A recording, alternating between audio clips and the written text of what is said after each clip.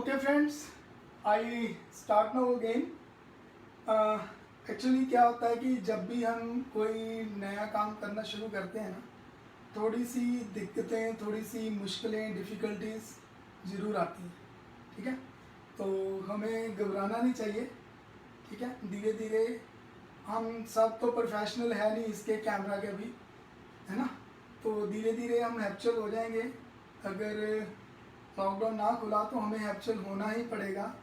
ठीक है, अगर स्कूल या कॉलेजेस या सेंटर्स ना ओपन हुए तो हमें हैप्चुअल होना ही पड़ेगा ऑनलाइन क्लासेस के डिलीवर करने के और लर्न करने के। ठीक है, और मुश्किलें तो आती हैं।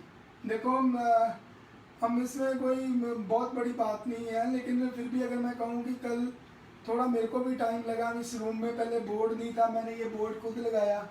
तो इसमें मेरे पास ड्रिल मशीन नहीं थी, है ना। एक तरफ तो कील लगा हुआ था तो मैंने उधर टांग दिया। अब मेरे पास ड्रिल मशीन नहीं थी तो फिर मुझे क्या करना था, मुझे वो वॉच वाला, ऊपर वॉच लगी हुई है, वॉच आप ये रेड वायर देख सकते हैं। तो वॉच वाले कील से मैंने रेड वायर को बांध के बोर्ड को हैंग किया किसी तरह। ठीक है ना।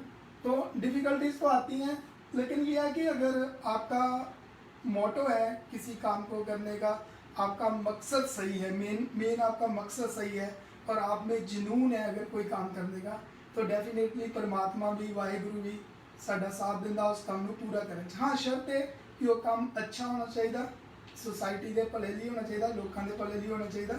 ठीक है, और किसी को नुकसान ना करे होगा, तो फिर रब भी साडा साथ दिंदा उन्होंने पूरा करने। ठीक है ना। जिमें हम बोर्ड नहीं सी टंगया जा रहा, बोर्ड टंगया कर मैं कल्ले ने बड़ी मुश्किल। ठीक है, तो फिर अभी कैमरा की प्रॉब्लम आ रही थी सुबह, और 11 बजे के हम स्टार्ट हुए, ऑलमोस्ट 11:45 होने को है। तो 45 मिनट्स में हमें इसको सेटिंग करते लग गया। कभी उल्टा दिख रहा था आपको, कभी कैमरा नहीं प्रॉपर चल रहा था। तो धीरे धीरे ये प्रॉब्लम्स आती हैं, we face it and we cover it.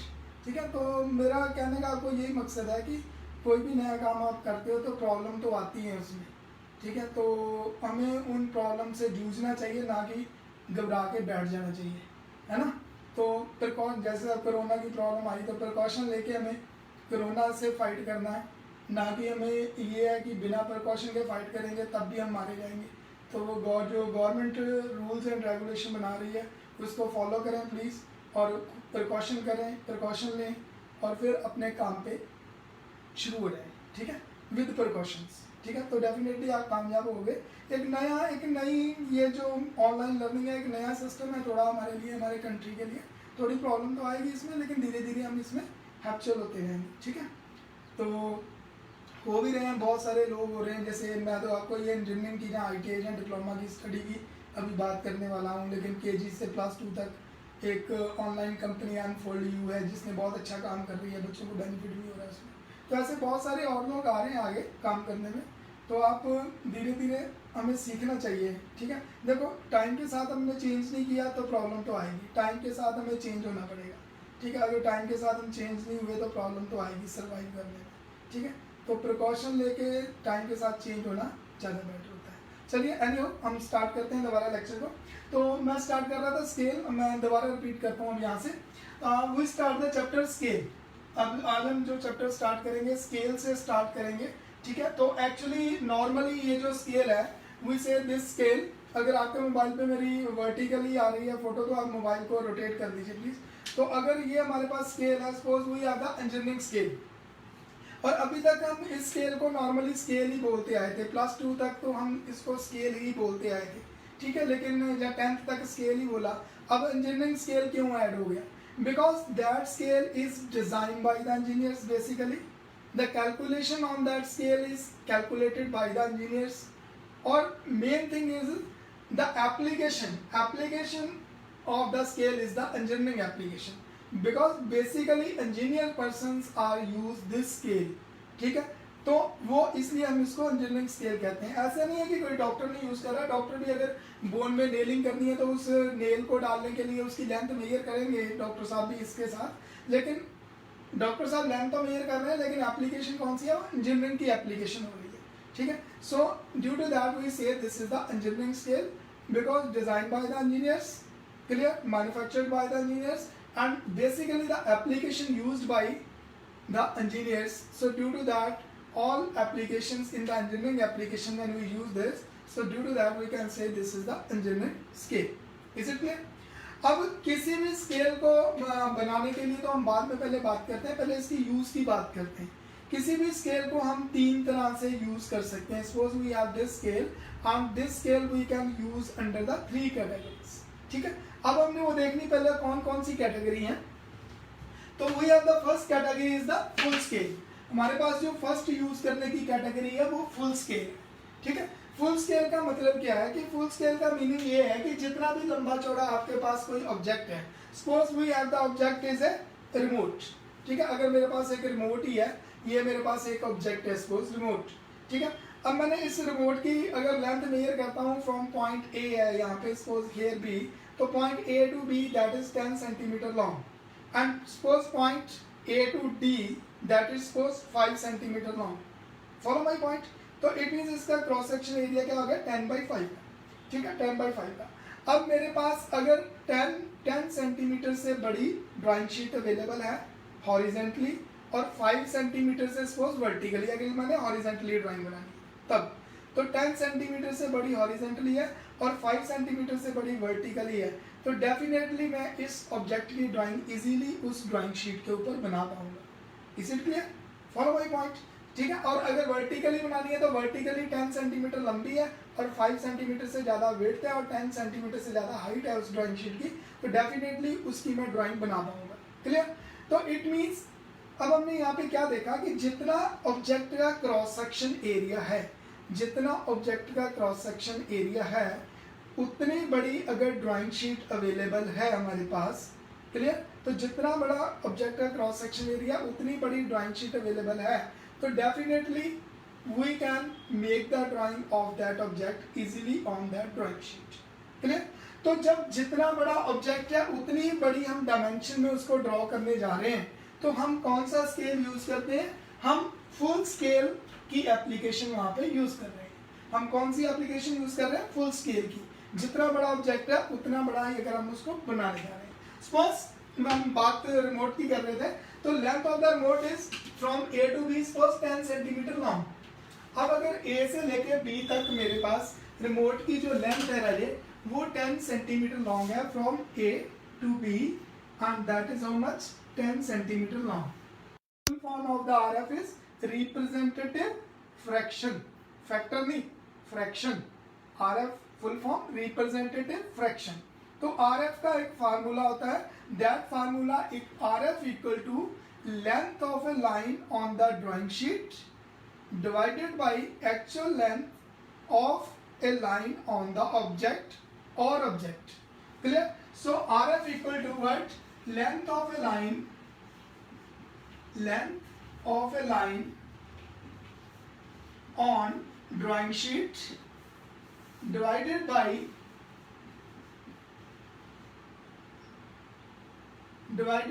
actual length of a line on object. So this is the formula for find out the RF. RF का फार्मूला क्या है? Length of a line on the drawing sheet divided by actual length of a line on the object. Clear?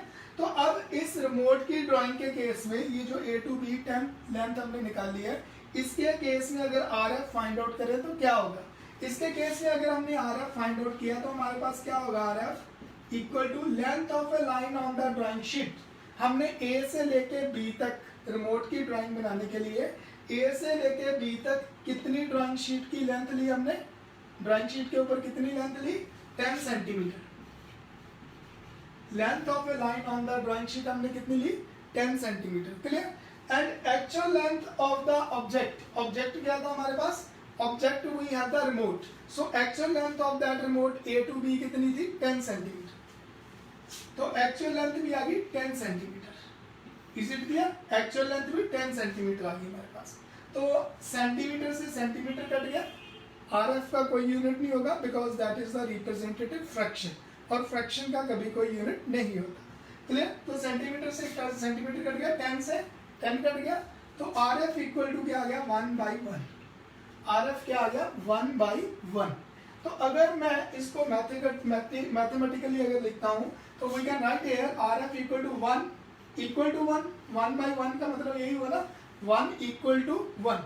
तो इसका meaning क्या हुआ drawing में? Drawing में इसका मीनिंग हुआ कि इस 10 सेंटीमीटर लेंथ में जितनी 1 सेंटीमीटर है लेंथ, ध्यान से समझना इस बात को, इसका मीनिंग क्या हुआ कि उस ड्राइंग के ऊपर जितनी 1 सेंटीमीटर लेंथ है, 10 सेंटीमीटर लेंथ के ऊपर, ड्राइंग के ऊपर जितनी 1 सेंटीमीटर लेंथ है, एक्चुअल में ऑब्जेक्ट के ऊपर भी, एक्चुअल में ऑब्जेक्ट के ऊपर भी उतनी ही लेंथ 1 सेंटीमीटर है।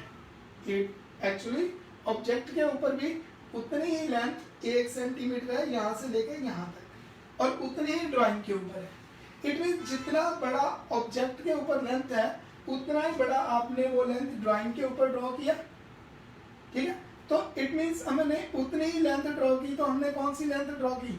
सेम लेंथ ड्रॉ की। फॉलो दिस पॉइंट, हमने कौन सी लेंथ ड्रॉ की? Same length. तो जितनी ऑब्जेक्ट की 10 लेंथ है उतनी 10 लेंथ लंबा ऑब्जेक्ट हमने ड्रॉ कर दिया, तो हमने सेम लेंथ का ड्रॉ कर दिया, ठीक है। जब दूसरे वर्ड्स में कहूँ कि मेरे पास सपोज 100 रुपीज़ है, तो 100 रुपीज़ ही अगर मैंने आपको दे दिए तो मैंने कितनी मनी दी आपको? Full money. जितनी मेरे पास फुल मनी थी उतनी आपको दे दी। Is it clear? फुल बोलते हैं ना उसको। मेरे पास सपोज 10 सेंटीमीटर लेंथ का सपोज क्लोथ है, तो मैंने 10 सेंटीमीटर लेंथ का ही क्लोथ आपको दे दिया, तो मैंने फुल लेंथ का क्लोथ दे दिया ना। 10 मीटर की लेंथ का क्लोथ है, मैंने 10 मीटर की लेंथ का ही क्लोथ आपको दे दिया, तो फुल लेंथ का क्लोथ दे दिया।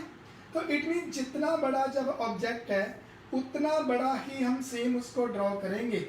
अब ध्यान से समझना, जितना बड़ा ऑब्जेक्ट है उतना बड़ा ही हम ड्राइंग शीट पे उसको ड्रॉ करेंगे।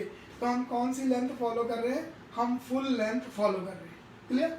तो हम फुल लेंथ फॉलो कर रहे हैं, तो full length means 1 equal to 1। और यहाँ पे 100 सेंटीमीटर लंबा रिमोट था, हमने 100, जब 10 सेंटीमीटर लंबा रिमोट था हमने 10 सेंटीमीटर लंबी लाइन ड्रॉ कर दी, तो हमने कितनी लाइन ड्रॉ की? फुल लेंथ ड्रॉ की। तो इसलिए हम इसको क्या बोलते हैं? Full scale. इसलिए हम क्या बोलते हैं? Full scale. फुल मीन्स जितना बड़ा लंबा चौड़ा ऑब्जेक्ट है उतनी ही लंबी चौड़ी हमने ड्राइंग बना दी, तो हमने उसकी ड्राइंग किस स्केल में बनाई?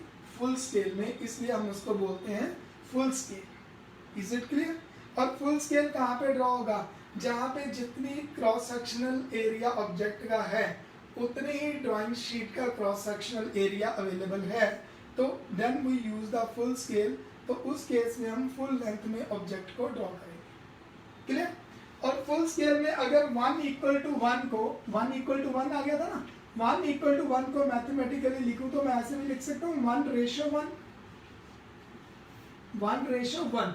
1:1 का मतलब है कि एक यूनिट को आप एक यूनिट के इक्वल ही मान के चल रहे हो। यूनिट में भी एनिमल, यूनिट में भी मिलीमीटर, यूनिट में भी सेंटीमीटर्स, यूनिट में भी मिलीमीटर्स, यूनिट में भी इंचेस, यूनिट में भी फीट्स, यूनिट में भी किलोमीटर्स।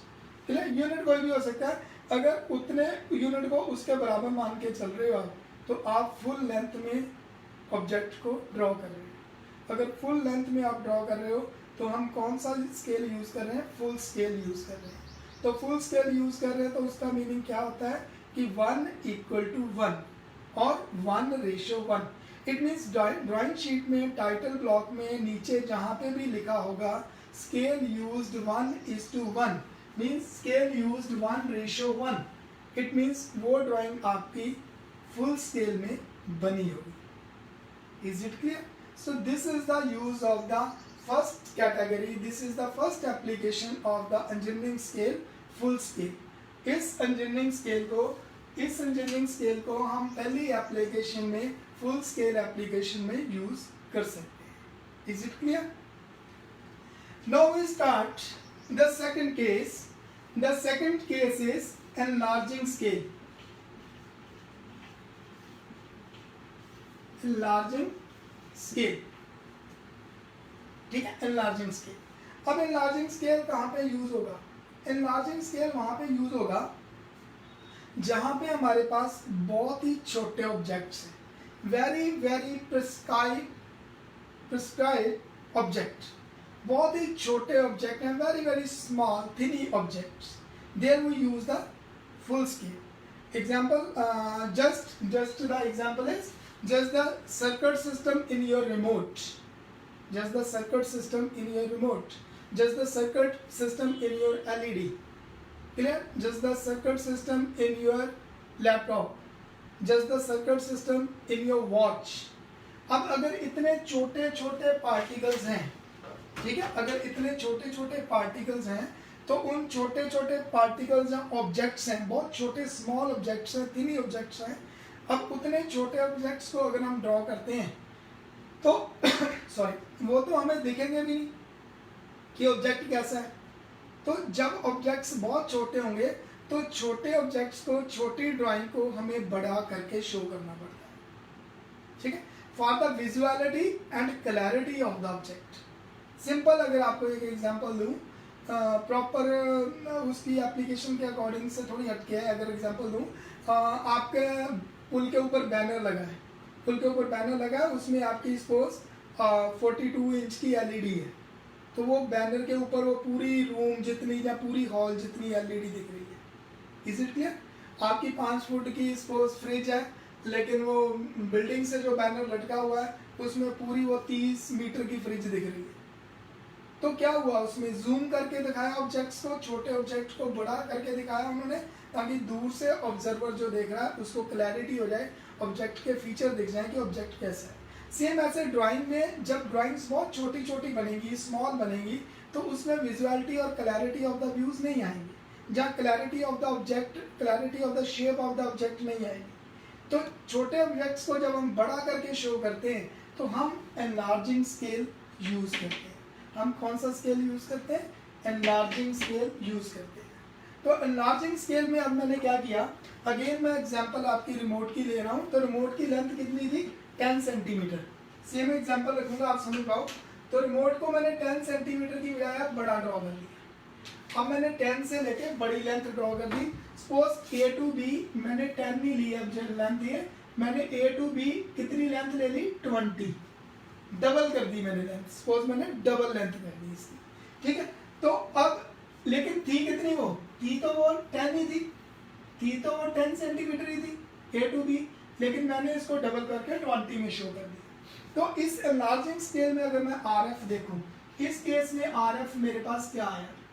RF का क्या फार्मूला था? Length of a line on the drawing sheet. तो A to B कितनी लेंथ मैंने ड्रॉ की? 20 सेंटीमीटर। A to B कितनी लेंथ ड्रॉ कर दी? अब मैंने 20 सेंटीमीटर लॉन्ग ड्रॉ कर दी। और एक्चुअल डस्टर की लेंथ थी कितनी मेरे पास? एक्चुअल लेंथ कितनी थी? 10 सेंटीमीटर। एक्चुअल लेंथ कितनी थी? 10 सेंटीमीटर। ड्रॉ कितनी कर दी? 20। इस केस में भी सेंटीमीटर से सेंटीमीटर कट गया और 20/10 मेरे पास क्या आ गया? 2/1। अगर मैं मैथमेटिकली लिखूं, I can write here 2 = 1। 2 = 1 I can write here. पहले में क्या आया था? 1 = 1। इसमें आ गया 2 = 1।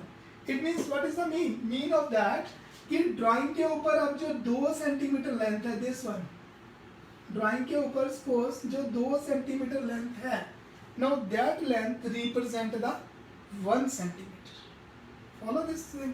मीन्स एक्चुअल लेंथ कितनी थी? छोटी, 1 सेंटीमीटर, लेकिन मैंने उसको बड़ी करके दिखाया कितनी? 2 centimetre for the visuality of the object. Is it clear? तो इट मीन्स ड्राइंग के ऊपर मैं उसको 2 शो कर रहा हूँ, लेकिन एक्चुअल है वो 1। तो अगर मैं इस केस में लिखता हूँ मैथमेटिकली 2 = 1 को मैं ऐसे भी लिख सकता हूँ 2:1। यस, अगर आपका किसी भी ड्राइंग शीट के नीचे टाइटल ब्लॉक में ये लिखा है scale used 2:1 means 2:1, it means आपकी वो ड्राइंग डबल स्केल में बनी है।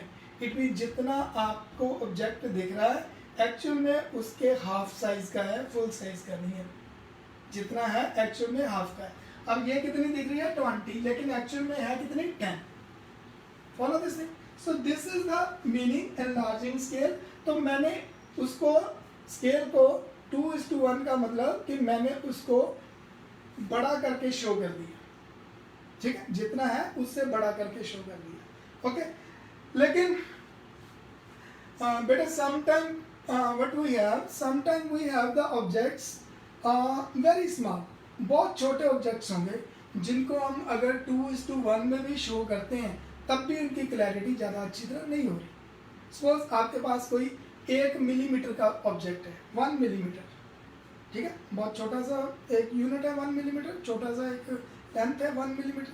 अब अगर इतनी छोटी लेंथ का ऑब्जेक्ट है, अगर उसको 2:1 में भी मैं शो कर देता हूँ, जहाँ आप शो कर देते हो, तब भी उसकी ज़्यादा क्लैरिटी नहीं होगी, क्योंकि वो 1 मिलीमीटर की 2:1 का क्या मतलब है, 1 मिलीमीटर की जगह वो सिर्फ हम 2 मिलीमीटर देखना शुरू हो जाएगा, तब भी उसकी क्लैरिटी नहीं हो रही। तो फिर क्या करेंगे, सोचो यार क्या करेंगे। Then what we do,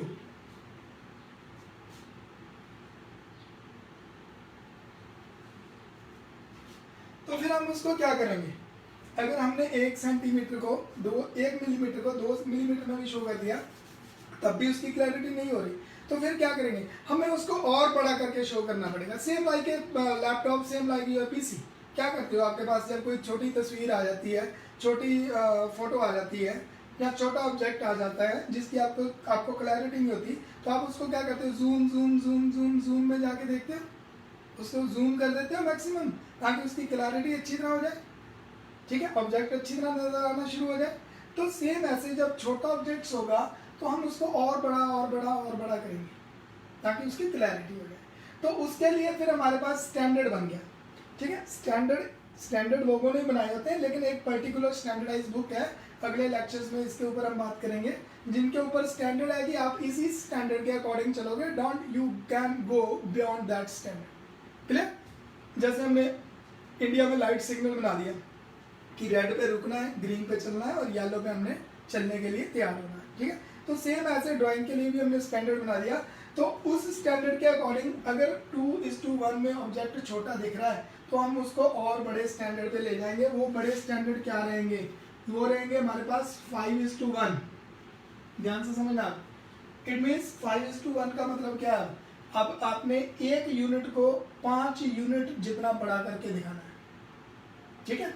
5:1 means एक यूनिट को 5 यूनिट के बराबर मान के चलना है, ठीक है।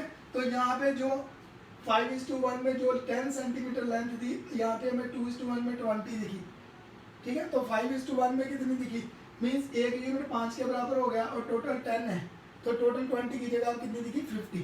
Follow, 5:1 then 10:1। अगर 5:1 में क्लैरिटी हो रही, ठीक है, then otherwise you can go beyond that.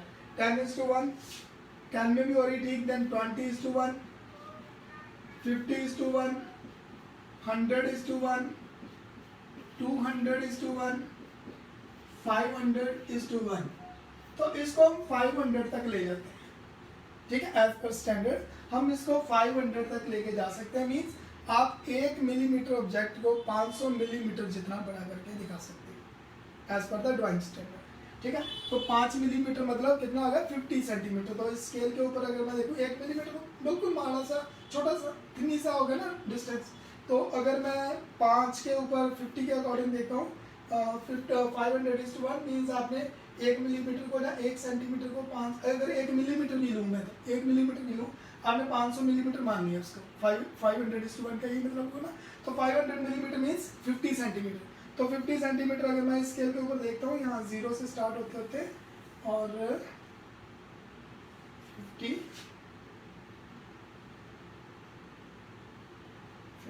Yes, यहाँ यस हियर। तो इट मीन्स इतना बड़ा, यहाँ से लेके यहाँ तक 1 मिलीमीटर आपको अब इतना बड़ा दिख रहा है 500:1 में, हियर टू हियर, इतना बड़ा, जितना मेरे हाथों में स्केल है इतना बड़ा। क्लियर। तो I think this distance is much sufficient for show the clarity of the object, ठीक है। And this is the use of the enlarging scale. आप किसी भी स्केल को एनलार्जिंग स्केल में कैसे यूज कर सकते हैं। Is it clear. Now we have next scale, third category, third application. Basically third application क्या है, अब जरूरी नहीं है कि ऑब्जेक्ट हमेशा छोटे ही हों, या ऑब्जेक्ट उतने ही साइज के हों। अगर तो ऑब्जेक्ट उतने साइज का है, जितनी बड़ी ड्राइंग शीट है, तो हमने उसको फुल स्केल में ड्रॉ कर दिया। अगर ऑब्जेक्ट बहुत छोटा है, ठीक है, उसकी क्लैरिटी भी हो रही और ड्राइंग शीट भी बड़ी है हमारे पास, तो हमने उसको एनलार्जिंग स्केल में यूज कर दिया, ठीक है। अब अगर अब अगर ऑब्जेक्ट हमारे पास ऐसा है कि जो बहुत बड़ा है, फॉलो दिस वर्ड, ऑब्जेक्ट ऐसा है कि जो बहुत बड़ा है लेकिन ड्राइंग शीट छोटी है। अब कंडीशन ये आ गई कि ऑब्जेक्ट बहुत बड़ा है और ड्राइंग शीट छोटी है, तो फिर भी तो हमें ड्रॉ तो करना ही पड़ेगा, ठीक है ना। फॉर द एग्जाम्पल, अगर सपोज अगर आपको एग्जाम्पल दूं मैं, हाँ suppose you are the railway track engineer, ठीक है, suppose you are the railway track engineer and your boss say draw the railway track from Amritsar to Delhi, Amritsar to Delhi, and that is near about 500 kilometre. Now this is possible कि आप बाजार पे जाओ और वहाँ से 500 किलोमीटर लंबी ड्राइंग शीट उठा के लेके आओ और फिर 500 किलोमीटर को आप ड्राइंग शीट को बिछा दो अमृतसर रेलवे स्टेशन से लेके चलो दिल्ली रेलवे स्टेशन तक, फिर बैठ जाओ पेंसिल बुटा लेके, आप जी ब्यास आ गया, आप जलंधर, आप जी लुधियाना आ गया जी, अब अम्बाला आ गया जी, अब पानीपत आ गया जी, सोनीपत, अब दिल्ली आ गया। This is possible? No, this is not possible, ठीक है ना। तो फिर हम क्या करेंगे, जब हमारे पास बहुत बड़े ऑब्जेक्ट होंगे तो हम उनको फिर छोटा करके दिखाएंगे। बहुत बड़े ऑब्जेक्ट होंगे तो उनको छोटा करके दिखाएंगे, और जब बड़े ऑब्जेक्ट को छोटा करके दिखाते हैं तो हम कौन सा स्केल यूज करते हैं, हम रिड्यूसिंग स्केल यूज कर रहे होते हैं। Clear? So third application of that scale is, third application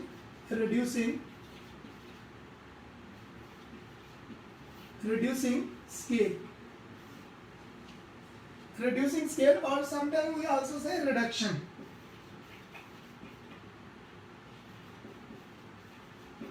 reducing और reduction scale। तो हम कौन सी कैटेगरी यूज कर रहे हैं, रिड्यूसिंग और रिडक्शन स्केल की। इट मीन्स ऑब्जेक्ट के बड़े को हम छोटा करके दिखा रहे हैं। क्लियर? तो अब हमारे पास अगेन एग्जांपल उसी रिमोट की है, तो लेंथ कितनी थी रिमोट की, 10 सेंटीमीटर लॉन्ग। अब 10 की जगह मैंने रिमोट की लेंथ ले ली 5 सेंटीमीटर लॉन्ग। 10 की जगह सिर्फ मैंने लेंथ इसकी ली है how much, 5 centimetre long. A to B we have the length is only 5 centimetre long, लेकिन एक्चुअल कितनी थी, एक्चुअल 10 थी। अब मैंने ड्रॉ कितनी की, 5। ध्यान से समझो, एक्चुअल कितनी थी, एक्चुअल 10 थी, मैंने ड्रॉ कितनी की, 5। क्लियर? ड्रॉ कितनी की, 5। तो इस केस में आर एफ क्या आ गया, इस केस में आर एफ आ गया length of a line on the drawing sheet. Drawing sheet के ऊपर कितनी लेंथ है हमारे पास, 5। Drawing sheet A to B कितनी ड्रॉ की आपने, 5, लेकिन actual length of the object is 10 centimetre, 5 centimetre 10 centimetre. Again unit से यूनिट करके, और 5/10 equal to 1/2, and we can again write here mathematically here 1 equal to 2। Follow this point, 1 equal to 2। It means अब यहाँ पे जो 1 centimetre length है, यहाँ पे जो 1 सेंटीमीटर लेंथ है, अब वो आपके 2 सेंटीमीटर को रिप्रेजेंट कर रही है। सॉरी, यहाँ पे जो 1 सेंटीमीटर लेंथ है वो आपके 2 सेंटीमीटर को रिप्रेजेंट कर रही है। इसका मतलब ये है 1 centimetre length represent the 2 centimetre. Is it clear? Okay, तो टोटल कितनी है हमारे पास, यहाँ ए टू बी कितनी ड्रॉ की है, 5। तो 5 × 2 एक्चुअल कितनी आएगी, 10। क्लियर? तो इट मीन्स इसमें हमारे पास अगर 1 इक्वल टू 2 को भी मैं मैथमेटिकली फिर लिखता हूँ तो लिख सकता हूँ ऐसे 1:2। Yes, I can write here under the category 1:2। It means 1 centimetre अब 2 सेंटीमीटर को रिप्रेजेंट कर। तो तीनों कैटेगरी में हमने क्या किया, देखो ध्यान से, इसमें था 1 इक्वल टू 1, सेकेंड कैटेगरी में था 2 इक्वल टू 1, इसमें आ गया 1 इक्वल टू 2। तो तीनों कैटेगरी में जो 1 है, तीनों कैटेगरी में जो 1 है फुल रिड्यूसिंग एंड लार्जिंग में, तीनों कैटेगरी में जो 1 आ रहा है वो क्या है, एक्चुअल है। और जहाँ जहाँ 2 आ रहा है वो आपने उसको अज्यूम किया है कि इसको अब मैंने 1 को 2 के इक्वल लिया या 2 को 1 के इक्वल लिया। ठीक है, तो फुल में आ जाएगा हमारे पास कैटेगरी में स्केल यूज्ड 1:1, एंड लार्जिंग में आ जाएगा स्केल यूज्ड 2:1, और रिडक्शन रिड्यूसिंग में आ जाएगा स्केल यूज्ड 1:2। क्लियर? अब इसमें भी 1:2 में देखें तो सारी ड्राइंग इसमें 1:2 में आ जाएंगी, नो, बिकॉज अगेन अगर हम रेलवे ट्रैक की बात करें अमृतसर टू दिल्ली 500 किलोमीटर, तो 1:2 का मतलब क्या होता है कि आपका जो 1 यूनिट है वो 2 यूनिट को रिप्रेजेंट कर रहा है, इज इट क्लियर? तो इट मीन्स 5 डिवाइड बाई 2, तो फिर भी हमें 250 बचा बाकी, ठीक है, 250 किलोमीटर बना, तो फिर भी 500 किलोमीटर की जगह फिर भी 250 किलोमीटर लंबी ड्राइंग शीट को लेके आनी पड़ेगी, मीन्स अमृतसर से लेके अम्बाला तक को लेके फिर भी आनी पड़ेगी। Again this is not possible. तो फिर इस केस में क्या करेंगे? इस केस में भी हम एनलार्जिंग स्केल की तरह हम इसकी कैटेगरी फाइंड आउट करेंगे कि हम किस किस कैटेगरी में जा सकते हैं, क्लियर? तो इसमें फिर 1:2 में आपकी ड्राइंग आती है देन सफिशिएंट, इट्स गुड। अगर नहीं आती then go for the 1:5, means अब आप 5 यूनिट को 1 यूनिट के बराबर मान के चल रहे। गो फॉर द 1:5, उसमें भी नहीं आती, go for the 1:10, 1:20, 1:50, then 1:100, then 1:200, then 1:500, then 1:1000, then 1:2000, and last one is 1:5000।